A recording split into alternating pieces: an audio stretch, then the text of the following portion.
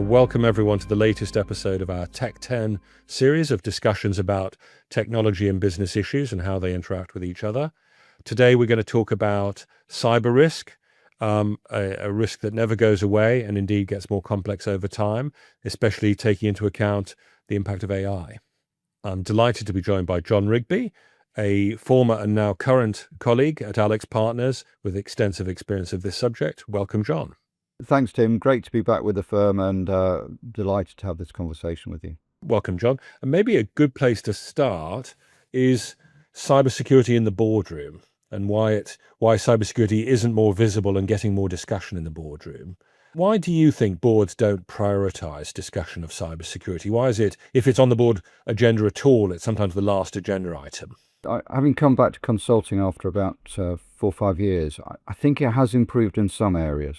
So I think in highly regulated industries, the more valuable public listed companies, it is there both in the boardroom and in the C-suite because they have to. I think the issue is probably on the small and medium scale businesses, and in those industries like retail, for example, that haven't traditionally had that regulation to push it. And I think there's 2 reasons really.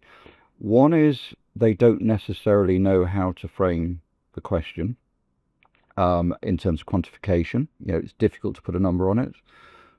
It's difficult to go from a maturity figure to what do we need to do to fix it. And I think the other part is the lack of familiarity with cyber. I mean, cyber has been around as a discipline for 25, 30 years, probably as a headlights thing for 5 to 10, I would say. The current C-suite are still not familiar enough with cyber as a challenge, and they're all smart people, but they've never probably been trained or are sufficiently experienced in order to ask the tough questions of the experts. Risk was often an afterthought, never mind cyber risk. There was often, at the beginning of the agenda, some discussion about business performance, about new strategic initiatives, and all of the opportunities the business was going after. And then much later on the agenda, a risk register, a discussion of some risk topics, almost in the sort of under the heading of housekeeping. But of course, just to say the obvious, how can you talk about business performance if you're not looking at risk alongside performance? How do you know you're not trying to boost performance by taking additional risks that may not be in the firm's best interest? Cyber isn't necessarily a risk. It's a vector that creates downstream business risk. But I think the leadership get that they need to be serious about this. They get that they need to be worried about this. And I think that's where the onus comes on us as technologists or the security people to frame the argument and to make sure that we support and educate the board and the executive C-suite in getting there. What have you seen in terms of the difference of the way cyber risk is discussed in the private sector versus the public sector? The public sector is extraordinarily diverse. So you'll get the security services and defence and the defence industry as well, focusing seriously on cyber, to which it's probably the first or second or third thing they worry about. It's right up there. Health, I think, has come a long way towards that, but you'll get other elements, maybe agrifish, whatever they're called nowadays, where they don't have the resource and actually they don't focus on cyber quite so much. So first of all, it's a very diverse area in terms of focus and investment. Let's switch sectors then, because you've also spent time in the insurance sector, and cyber risk is obviously, it has a multifaceted impact on the insurance sector. I'd love to get your thoughts on how is it viewed, how is it prioritized in the insurance sector, and how is AI changing that? The one thing that an insurance business or an insurance market cope with or needs to worry about is the exposure to a systemic attack. So think about a whole sector, let's say the banking sector, being out for 4 or 5 days or something like that, where the consequences would be fundamental. Or you could think about the Colonial Pipeline attack in the States, it was about 3 years ago. Well, multiply that by 10, and then you can think about something that would have extreme cost and extreme impact on the portfolios of the insurance industry. And then you look at the challenge for someone trying to sell cyber insurance, and there are two threads to that. The first is to make sure you know what you're insuring. So if there's a cyber event, are you covering your insured for business continuity or for professional indemnity or for D&O or something like that? Or are you just covering them for the direct impact of a cyber attack? You've got to be clear about that because it commands a different premium. And then it's more about the aggregation effect of multiple events which would reduce your profit. So it's not about systemic, it's about profitability. And I don't think AI has hit that profitability yet, but ransomware for sure did. And the uptick in ransomware and the aggregation of ransomware events has really been a wake-up call to the insurance industry, which then followed through to an increase in pricing, probably some would say right pricing, so that they were actually sufficiently profitable, but offering the right sort of cover within the ransomware. How should firms think of the role of insurance within their wider cybersecurity program? I get asked that question quite a lot. How much can you rely on it? And does it mitigate what else you need to spend money on? What's your view?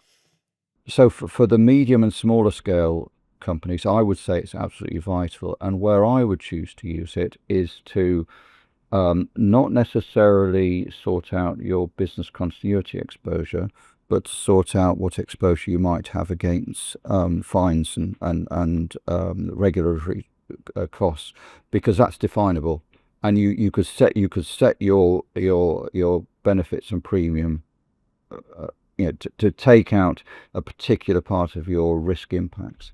But it is for sure it's part of the solution, but it's not the solution. No, understood. I think that sounds exactly right.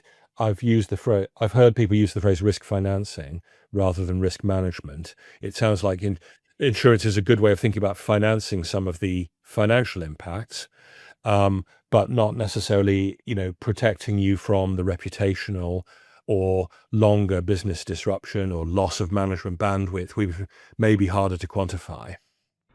Yeah, I think it helps in some areas. So if you imagine that you're medium scale business or a portco and you're suddenly in the middle of a ransomware event, you will likely experience some bandwidth to deal with that incident response by yourself.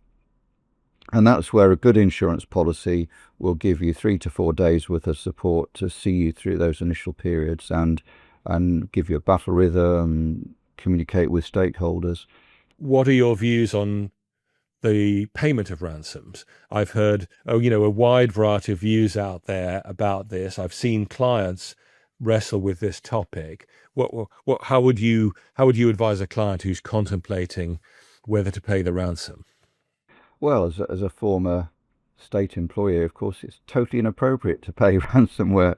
Um, and Lloyd's and the UK have taken a stance about that. I mean, ultimately, it's like a lot of these historical global things. We have to stop paying at some stage because it's the only way we're going to sort it. Otherwise, it's going to go on and on and on.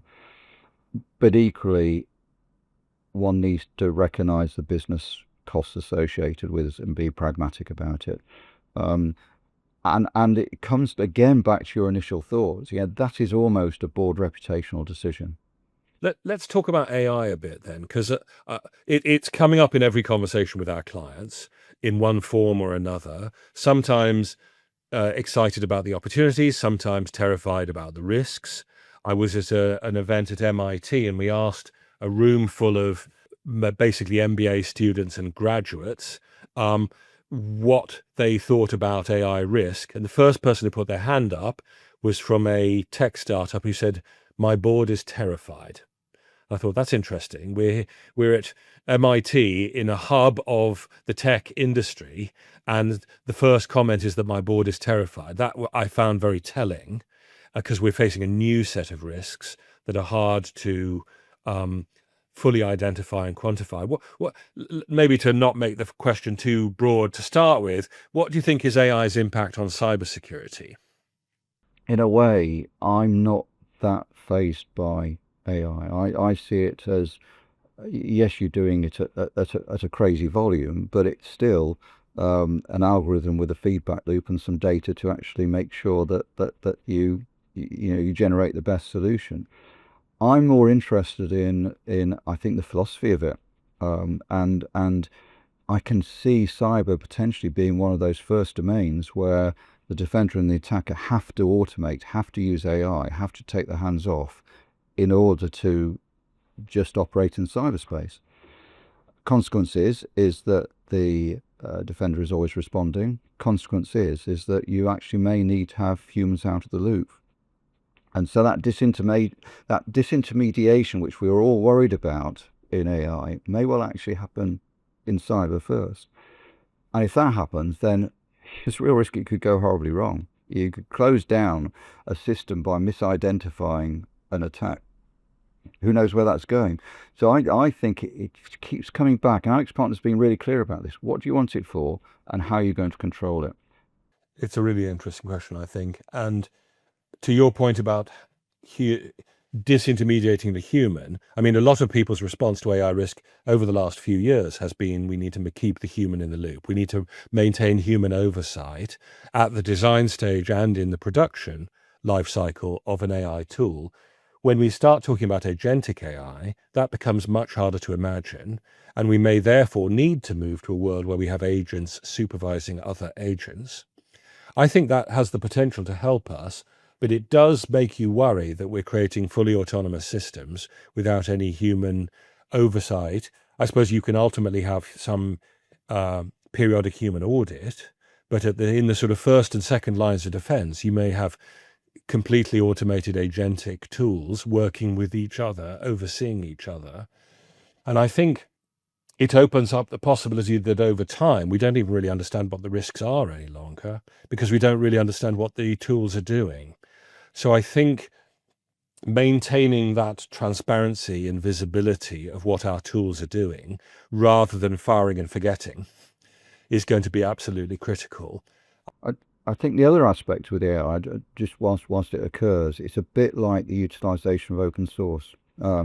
So a lot of AI is generated from the internet. Not all of it is written by the business itself. And just as with open source, there's the risk there that you're importing vulnerabilities in as well. So I think businesses engaged in developing AI need to be very sure about the safety of their software as it's being developed. And it's no different to the risks that were imported through open source software, and still are, I guess. So that's another aspect in terms of risk management and transformation that the businesses need to keep an eye on. I think you're absolutely right. The traditional way the boards operate in a sort of closed environment with just the board members present, looking at information supplied by management, doesn't feel like it's going to be enough with such a fast moving and challenging environment. Challenging in the sense of getting your heads around the risks, understanding the risks in time to incorporate defenses against them in the design stage, reaching out to others who understand the technology better, might have encountered those risks sooner. And in a small way, I think I'm beginning to see the beginnings of that because we're seeing more clients now reaching out asking for board level cyber advice, board level training. We're seeing lots of requests for board level workshops on AI opportunities and AI risks. And of course, we will need to talk about privacy and cybersecurity under both those headings. I mean, we've got many friends who are security officers, and boy, do I feel for them. The joke on LinkedIn is that any of them who get beyond a 2.5 year point is well beyond the average, and they are they've got to manage shrinking budgets, they've got to manage difficult technical challenge, they're being attacked all the time, they've got to brief the board, they're managing a complex program environment. If anyone can help them with that huge sway of responsibility to be able to communicate to the board, then that's got to be a good thing, because it's a supremely challenging role. So maybe that's a good place to stop. We should remember to support our CISO, who is there in the good and the bad times to protect us all. And thanks very much, John, for spending time with me for this discussion. Pleasure. Good to be back.